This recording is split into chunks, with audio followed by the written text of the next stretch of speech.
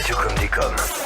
Bonjour à tous et à toutes, soyez les bienvenus sur Radio Comme des Comme. Aujourd'hui, dans les interviews de Radio Comme des Comme, nous recevons un grand artiste prénommé Jimmy. Il se fait connaître sous le pseudonyme de Jim Brest, à savoir que Jimmy a été bercé dès son enfance par le monde du spectacle. Effectivement, il vit en Haute-Savoie à l'époque avec ses parents qui dirigent un centre de vacances. Alors fasciné par le monde de l'illusion, il s'y donnera en solo dès l'âge de 8 ans grâce à la visite d'un monsieur que nous avons bien connu, que ce soit à la télévision, à la radio ou encore en spectacle, monsieur Garcimore, l'incontournable magicien des plus petits jusqu'aux plus grands. Évidemment, si notre ami Jim Brest est tombé dans la magie, ce n'est pas anodin, plus que, comme je vous le disais, il est issu d'une famille où le spectacle était très présent, mais qu'est-ce qui lui a donné l'envie de poursuivre dans la magie? Comment véritablement est-il tombé dans cette passion? Eh bien, c'est lui qui va nous apporter la réponse. Bonjour Jim Brest. Bonjour Laurent. Comment allez-vous? Très bien, merci. Alors cette magie, je viens d'en parler, la rencontre avec Garcimore qui est peut-être le déclencheur de tout ça.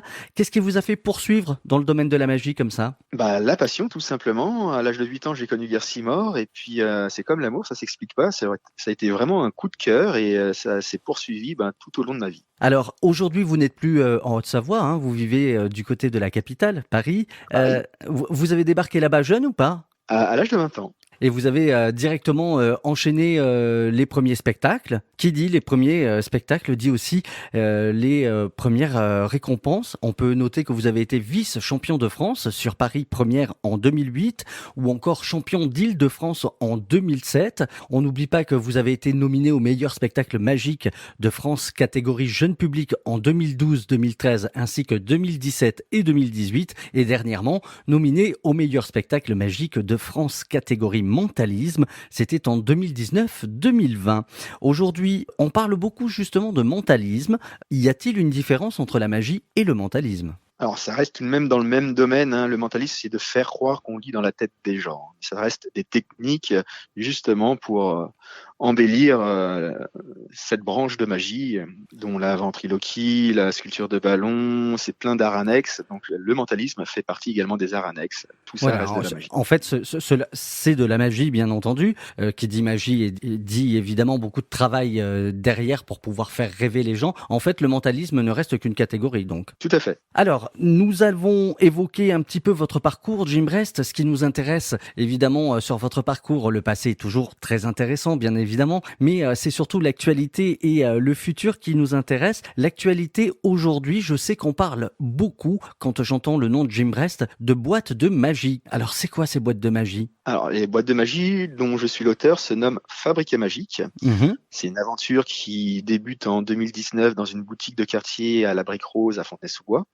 Alors, le concept de ces boîtes est une magie impromptue avec des objets du quotidien et une difficulté progressive. Alors, les effets sont variés entre des manipulations, des changes, du mentalisme, à confectionner soi-même pour bien comprendre le fonctionnement. Le plus à portée de ce nouveau genre de magie grand public est que l'on peut personnaliser la plupart des tours proposés, ce qui va apporter une confiance en soi ainsi qu'une ouverture d'esprit pour éventuellement aller plus loin sur la présentation du tour. Alors, quand vous parlez d'objets du quotidien, vous pouvez nous donner un petit exemple ? Alors, ça peut être très bien les bonbons, des stylos, des téléphones, tout ce qui nous entoure.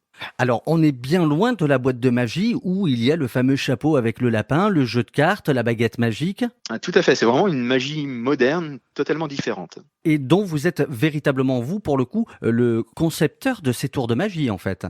Pour la plupart, oui, effectivement. Jim Brest, où est-ce que nous pouvons retrouver justement ces boîtes de magie ? Il me semble qu'aujourd'hui, il y en a 4 qui sont disponibles. Tout à fait, il y a 4 tomes. Donc le 4e tome sur Dixit, ce jeu de société est disponible depuis le 21 octobre en magasin spécialisé du jeu de société, ainsi que les 3 autres tomes qui arrivent à la fin du mois de novembre, début décembre. Sinon, il y a le site internet. Alors actuellement également, le site internet, on peut les commander directement aussi. Jim Brest, là on vient de parler d'actualité parce que c'est ce qui vous entoure. J'imagine que pour les périodes de Noël, vous devez être assez pris quand même au niveau spectacle parce qu'évidemment, un magicien, c'est aussi la scène, c'est aussi le spectacle. Tout à fait. Ça commence la semaine prochaine pour une série d'arbres de Noël. Donc c'est de l'événementiel pour les entreprises, de fêtes de fin d'année où j'opère pour faire mon spectacle dans différents lieux. Autre question, j'imagine que là vous venez de parler de spectacles et d'arbres de Noël notamment. On sait que les arbres de Noël c'est plutôt dans le domaine du privé. Quand est-ce qu'on peut vous retrouver sur une scène prochainement? Pour janvier 2023, tous les derniers vendredis de chaque mois à partir de 20h, je serai au restaurant au Joyau Luxembourg qui se situe près de Montparnasse à Paris. Très bien. Le rendez-vous est donc pris. On vient de parler de votre présent. On va se projeter un petit peu. On va parler de votre futur parce que je sais que dans le domaine du spectacle, il faut toujours qu'on ait quelques pions d'avance. On regarde toujours très loin l'avenir pour pouvoir exister. Et vous, justement, quel est votre avenir ? L'avenir s'annonce pour 2024 en pleine création d'un tout nouveau spectacle sur le thème du jeu de société pour remercier tous les gens qui ont cru au projet Fabrica Magique et qui vendent actuellement ces boîtes de magie, pour les inviter et le public également pour quelques représentations sur Paris et par la suite peut-être une tournée. Ah bah écoutez, ce sera avec grand plaisir. J'espère que vous viendrez dans le sud Gironde. Comme dit Céline Dion dans sa chanson, j'irai où tu m'appelleras. Merci beaucoup Jim Brest. Dites-moi, avant que l'on se sépare, j'aurais voulu savoir si... Alors j'ai jamais vu ça et j'ai jamais entendu ça non plus, mais bon, je tente ma chance. Est-ce qu'il y a possibilité de faire un petit tour de magie comme ça à distance ? À distance maintenant, à l'aveugle ? Par exemple, là je vous dis, j'ai un jeu de 32 cartes dans les mains. Est-ce qu'il y a possibilité de faire quelque chose ensemble, là, maintenant, tout de suite ? Oui, alors mélanger le jeu. Oui, alors attendez, hop. Je mélange. Et alors l'idée est de faire 4 tas.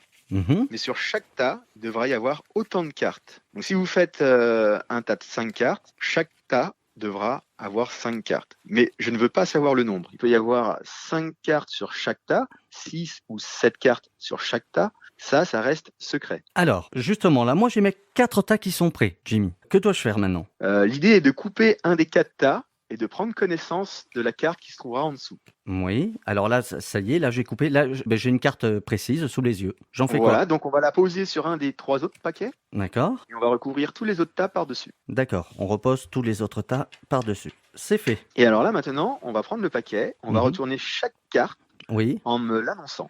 D'accord. Alors 7 de carreau, 7 de cœur, 10 de carreau, valet de trèfle, 10 de cœur, 9 de pique, 10 de pique, 9 de trèfle, 8 de pique, dame de trèfle, l'as de carreau, 7 de pique, dame de cœur, 10 de trèfle, roi de trèfle, valet de cœur, valet de carreau, l'as de cœur, le roi de cœur et enfin la dame de pique. Laurent, si je ne dis pas de bêtises, la carte sur laquelle vous êtes arrêté est le roi de trèfle. Oh, c'est pas vrai. C'est exactement ça. Je suis bluffé parce que c'est vrai. Alors je vous assure, bon, c'est facile pour moi. Je suis derrière un micro, je suis tout seul. Je pourrais vous dire, oui, c'est vrai, alors que c'est pas vrai. Je vous assure, vous pouvez me faire confiance. Il y a aucune vidéo qui nous entoure. Jim Brest ne me voit pas. On est juste en interview téléphonique. Je suis tout seul dans mon studio de Radio Comme des Comme et je vous assure que j'ai tiré le roi de trèfle et qu'il l'a deviné. C'est énorme. Alors évidemment, je vais pas vous demander comment vous faites, mais quand même, vous êtes super fort. Est-ce que ça, c'est le genre de tour, ça doit demander un travail énorme, ça. Il y a effectivement pas mal de recherches parce qu'il faut se mettre à la place d'un spectateur qui ne manipule pas les cartes pour que ça reste accessible. Et puis, il faut trouver une originalité, justement, de faire un tour à distance. C'est sympa, je trouve. Ah bah moi je trouve ça génial. En tous les cas, merci infiniment. On comprend mieux pourquoi vous avez été autant récompensé, Jim Brest. J'ai hâte de vous retrouver très très vite sur scène, comme j'ai eu le grand bonheur de le faire il y a quelques années à vos côtés. Et de vous voir sur scène est un vrai bonheur à chaque fois. Merci beaucoup, Jim Brest. Merci beaucoup, Laurent. Quant à nous sur Radio Comme des Comme, c'est la suite de votre programme. Je vous souhaite une agréable journée. À très vite. Radio Comme des Comme.